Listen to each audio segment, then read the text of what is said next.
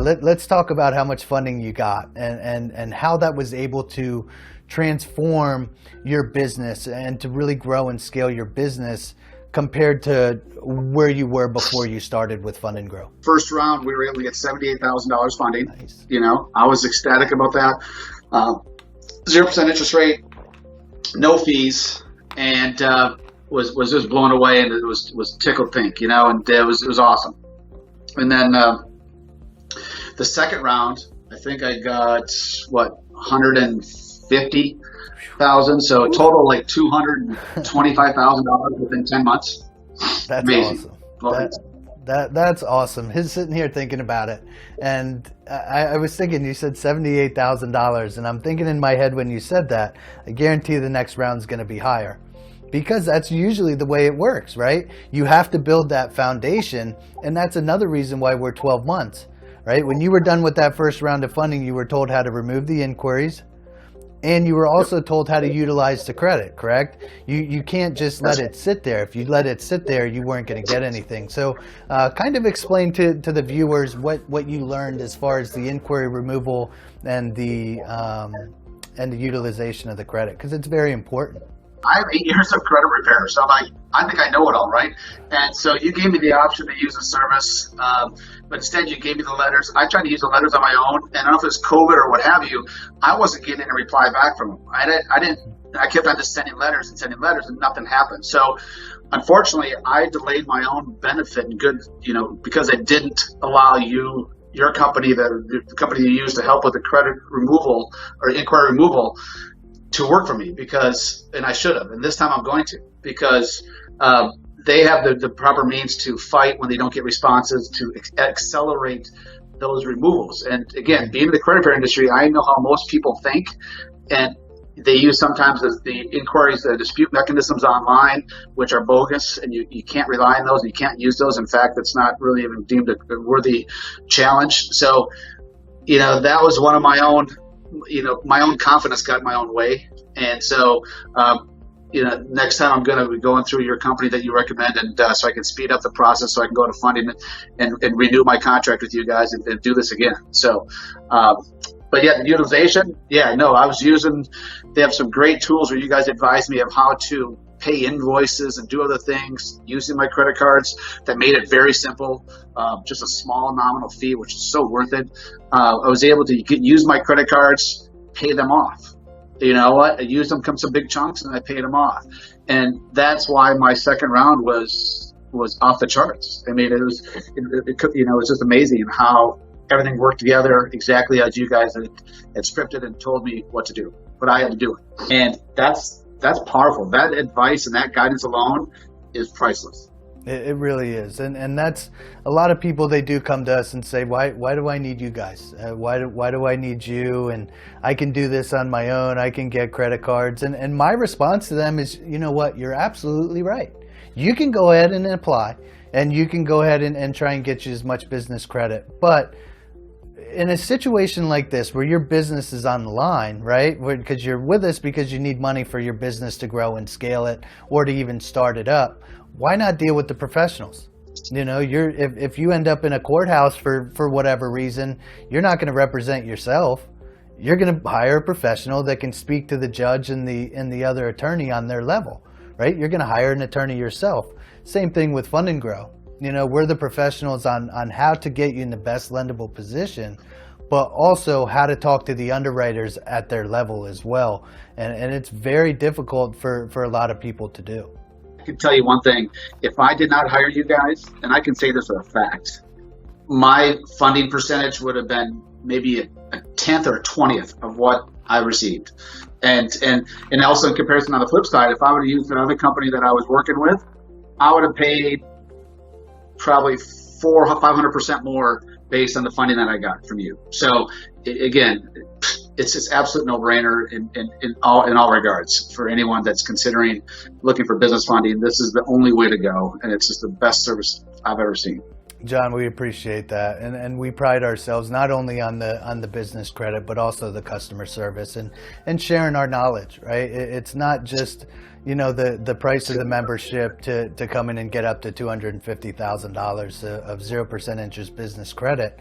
it's more than that. It's the knowledge that we share and walk you through and teach you along the way through that 12 months. So let's move on a little bit and talk about what you're using the funding for and how you've benefited from the 200,000 plus of business credit that you received. Yeah, it's now that I'm kind of through my second round of funding. Yeah, I'm also, even though I have that much funding at 0%, I don't want to use it because I want to go through you guys again for more funding. Call it greedy, but you know what? When you see a good thing, man, you just want to keep doing it and keep it going. But mainly what we're using it for is to kind of flip houses, to fix up houses, to fill in the gaps of funding that we're not getting from construction loans or other loans on properties. And the reason that's so powerful for us is that that's not shown on the personal side of credit. So that's not going to weigh us down when we want to transition those loans into other financing or, secondary homes or real estate, investment property financing. The traditional underwriters aren't seeing the business credit on our personal credit reports. And so that frees us up huge to be able to fund more investment properties. And it just fills in the gap, just makes everything work. I mean, it's just, and once you get going and once you get the extra funds, it just propels your business into, and we're excited to see where it goes. And that's a point that I was hoping you would bring up without me, bringing it up first. And the fact that it doesn't show up on the personal credit report, right? That is huge in so many different ways, whether you're trying to get investment loans like you were talking about, or different types of mortgages, or even an auto loan or a personal credit card. Let's start way down, even a secured card, right? They're looking at the amount of debt that you have. And no matter what you say, oh, I'm using my personal credit to fund my business, that's still personal debt, and your score is going to drop tremendously if the farther you go above 30 to 35% utilization. So if you're maxing out your personal accounts to fund your business, you're killing yourself, because you are using somebody else's money. But if you fall into a pinch and you need some extra funding, they're all going to look at your personal credit and they're all going to deny you because they think that you're over leveraged. But if it's on the business side, you can use as much as you want and pay it down in chunk payments and keep building that relationship up with them. So great point, John. Thanks for bringing that up. Another aspect of that, in my credit repair side, I used to deal with people that were seasonal workers.